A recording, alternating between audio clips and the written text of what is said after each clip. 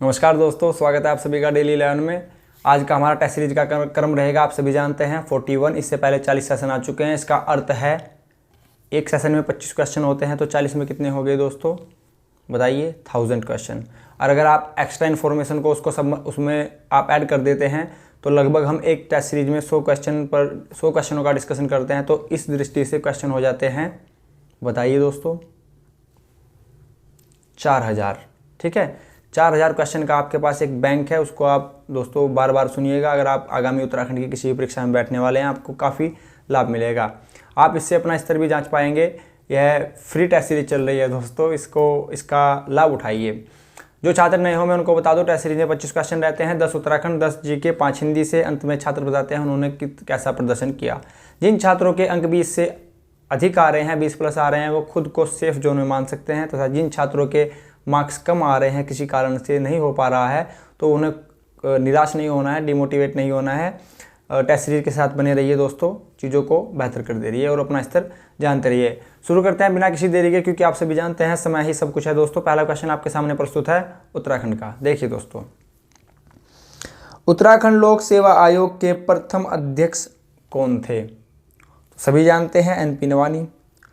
लोक सेवा आयोग हरिद्वार। ठीक है दोस्तों, नेक्स्ट क्वेश्चन। ग्रीन स्कूल की अवधारणा का प्रतिपादक कौन? पूछा गया है, ग्रीन स्कूल के प्रतिपादक कौन थे? Option A Sachchidanand Bharati, B Virendra Rawat. Correct answer होगा वीरेंद्र रावत। नेक्स्ट क्वेश्चन दोस्तों, तिलाड़ी नरसंहार घटित हुआ था, बताइए कब घटित हुआ था? तिलाड़ी नरसंहार घटित हुआ था दोस्तों 30 मई 1930। इसे रवाई कांड यह टिहरी में घटित हुआ था दोस्तों। आगे बढ़ते हैं। उत्तराखंड में किस पंथ ने कदापि अपनी प्रविष्टि, अपनी उपस्थिति दर्ज नहीं की? नहीं को अंडरलाइन कीजिएगा। कबीर पंथ से संबंधित, हाँ जी की थी। सत्यनाथ भी सही है, वैरागी। नास्तिक पंथ ने कभी अपनी उपस्थिति दर्ज नहीं की। नास्तिक का अर्थ होता है जो भगवान में विश्वास आस्था ना रखता हो। दोस्तों उत्तराखंड तो भगवान की नगरी है दोस्तों, तो सभी आस्तिक होंगे। आगे बढ़ते हैं। निम्न में से कौन सा युग्म सही नहीं है? तो नहीं को अंडरलाइन कीजिए। श्रीनगर अजयपाल एकदम सही है। अजयपाल का क्रम था 37वां, बिल्कुल सही दोस्तों, 37वां। टिहरी सुदर्शन साहा सही है दोस्तों। सुदर्शन साहा का क्रम 55। अल्मोड़ा कनकपाल नहीं दोस्तों। कनकपाल गढ़वाल रियासत से संबंधित थे, अल्मोड़ा से नहीं। तो करेक्ट आंसर यहाँ पर ऑप्शन सी हो जाता है। चांदपुर गढ़ी भानु प्रताप सही है दोस्तों। आगे बढ़ते हैं। नेक्स्ट क्वेश्चन हमारा, निम्न में से कहाँ मुगल राजकुमार सुलेमान सिकोह ने शरण ली थी? तो सभी जानते हैं कहाँ पर ली थी दोस्तों, गढ़वाल में। किसके काल में? पृथ्वीपति शाह के काल में। यह किसके पुत्र थे? कर्णावती। इनके पिता का नाम क्या था? महीपति शाह। आगे बढ़ते हैं दोस्तों। गढ़वाल का राजा जो गोरखों द्वारा पराजित होकर युद्ध में मारा गया, तो कौन सा युद्ध था? देहरादून में हुआ था खुड़बुड़ा का युद्ध, 14 मई 1804। वीरगति को प्राप्त हुए थे Pradyumna Shah ji. Correct answer option B होगा। नेक्स्ट क्वेश्चन दोस्तों, पौन टुट्टी क्या था? तो पौन टुट्टी एक कर था। यह आयात निर्यात, एक्सपोर्ट इंपोर्ट पर लगता था। नेक्स्ट, निम्नांकित में से कौन स्वतंत्रता सेनानी नहीं था? नहीं पूछा गया है। गोरा देवी। गोरा देवी कहाँ से स्वतंत्रता सेनानी हो गई दोस्तों? गोरा देवी नहीं थी। महावीर त्यागी, गोविंद वल्लभ पंत, HN बहुगुणा सभी स्वतंत्रता सेनानी थे। गोरा देवी को दोस्तों 1986 में वृक्ष मित्र पुरस्कार मिला था। इसको याद रखिएगा, नेक्स्ट, निम्न में से कौन सा युग्म सम्मिलित नहीं है? आज सारे ही क्वेश्चन नहीं के आ रहे हैं। लैंसडाउन गढ़वाल राइफल सही है दोस्तों। रानीखेत कुमाऊं रेजिमेंट होगा दोस्तों यहाँ पर, गोरखा का कोई मतलब नहीं है यहाँ पर। इसको कब लाया गया था? 1948 में लाया गया था आगरा से यहाँ पर। देहरादून भारतीय सैन्य अकादमी, चंबा गब्बर सिंह बिल्कुल सही है। करेक्ट आंसर ऑप्शन भी हो जाएगा यहाँ पर।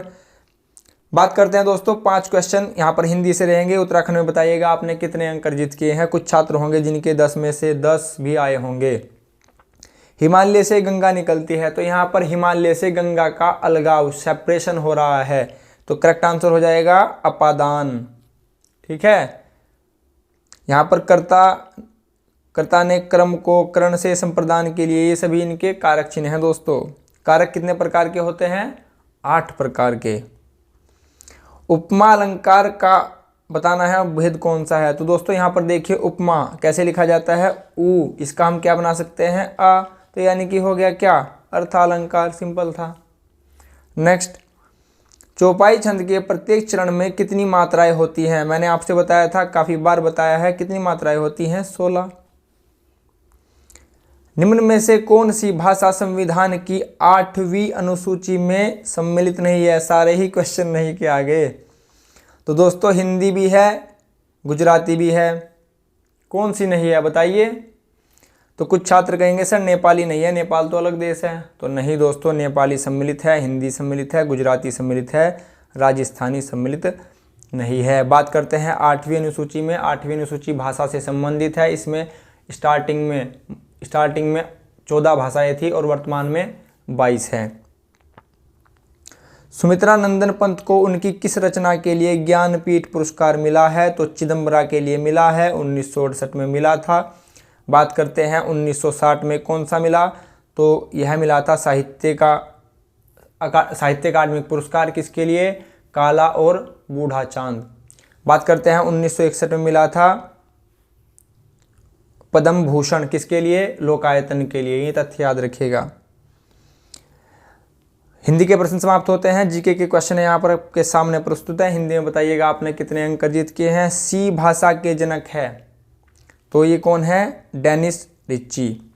नेक्स्ट क्वेश्चन, www का पूर्ण स्वरूप क्या है? www सभी नेट चलाते होंगे, world wide web. Option world wide web. दोस्तों यहाँ पर डी सही होगा। यहाँ पर देखिए दोस्तों, यहाँ पर लिखा है ऑप्शन है वर्ल्ड वाइड विंग। आपको कंफ्यूज करने के लिए लिखा था, जिससे जो छात्र जल्दी में होंगे गलत करें। नेक्स्ट, 1 KB बराबर है, यह भी सभी जानते होंगे, नेट का यूज सभी कर रहे हैं। जो वीडियो देख रहा होगा वो नेट पर ही देख रहा होगा। 1 KB किसके बराबर होगा? 1024 बाइट के बराबर होगा। फेसबुक के संस्थापक कौन है? यह भी सभी को पता होगा। फेसबुक के संस्थापक मार्क जुकरबर्ग। ठीक है, फेसबुक व्हाट्सएप इनका नाम क्या हो गया है? मेटा। इसको भी याद रखिएगा, मेटा। ठीक है दोस्तों, आगे बढ़ते हैं। हिमालय पर्वत श्रृंखला की उत्पत्ति निम्न में से किस भूसंतति से हुई है? तो जहाँ पर आज हिमालय है वहाँ पर कभी क्या था? वहाँ पर था टैथिस भूसंतति। ठीक है दोस्तों, टैथिस सागर था यहाँ पर, जहाँ पर आज हिमालय है 8848। हिमालय को नेपाल में क्या कहा जाता है? सागर माथा। इसको भी याद रखिएगा। निम्न में से कौन सा पद अनुवांशिक होता है? तो अनुवांशिक कौन सा पद होता था? प्रधान का पद अनुवांशिक होता था। ठीक है, पहले प्रधान अनुवांशिक होता था। निम्न में से कौन सी एक खरीफ फसल है? दोस्तों यहाँ पर खरीफ में लिखे हैं 3 अक्षर। मैंने आपसे बताया था 3 अक्षर वाली ज़्यादातर फसलें खरीफ होती हैं। अपवाद भी इसमें है, कभी आप मुझे कहें कि सर ऐसा तो नहीं होता। मंडुआ में 4 अक्षर लिखे हैं, झंगोरा में 3 अक्षर लिखे हैं, परंतु धान में तो 2 ही अक्षर लिखे हैं। दोस्तों धान को क्या बोला जाता है? चावल, और चावल में 3 अक्षर हैं। तो इसका अर्थ है ये सभी क्या हैं? खरीफ की फसल हैं। ठीक है, खरीफ की फसल हैं। जैसा आप यहाँ पर देख पा रहे हैं, साई पर मत जाइएगा, ये लिखा है SAI। संबंध पूछा है, तो जिसको फुल फॉर्म याद होगी वह संबंध ही बता देगा। इसलिए मैं करंट अफेयर के सेशन में आपको फुल फॉर्म बताता रहता हूँ, उनको ध्यान से सुनिएगा। उसका लिंक आपको वीडियो के डिस्क्रिप्शन में मिल जाएगा, चेक कर लीजिएगा। स्पोर्ट अथॉरिटी ऑफ इंडिया, अब आप समझ गए होंगे, खेल। स्पोर्ट यानी कि खेल। हमारा खेल कौन सा है? फुटबॉल। फुटबॉल दोनों पैरों से खेला जाता है, यानी कि 2011 से हमारा यह खेल है। बात करते हैं 2 क्वेश्चन यहाँ पर रीजनिंग के रहेंगे। देखिए दोस्तों ध्यान से देखिएगा। यदि नारंगी को मक्खन, मक्खन को साबुन, साबुन को स्याही, स्याही को शहद, शहद को नारंगी कहा जाए तो कपड़े धोने के लिए क्या प्रयोग होगा? तो कपड़े किससे धोए जाते हैं? साबुन से। और साबुन को क्या कहा गया है यहाँ पर? ये देखिए साबुन को बोला गया है स्याही, तो कपड़े धोए जाएंगे स्याही से। करेक्ट आंसर होगा स्याही। नेक्स्ट क्वेश्चन इसी टाइप का है, देखिएगा दोस्तों। यदि हरे को लाल, लाल को पीला, पीले को आसमानी, आसमानी को नारंगी, नारंगी को हरा कहा जाए तो आसमान का रंग कैसा होगा?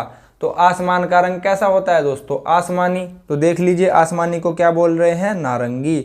तो इस दृष्टि से आसमान का रंग होगा नारंगी। ऑप्शन डी यहाँ पर करेक्ट हो जाता है। दोस्तों यह थी हमारी टेस्ट सीरीज, इसका क्रम था 41वां। आपको टेस्ट सीरीज कैसी लगी कमेंट बॉक्स में अवश्य बताइएगा। आपने अपना बहुमूल्य समय चैनल को दिया दोस्तों, इसके लिए आप सभी का बहुत बहुत धन्यवाद। नमस्कार दोस्तों।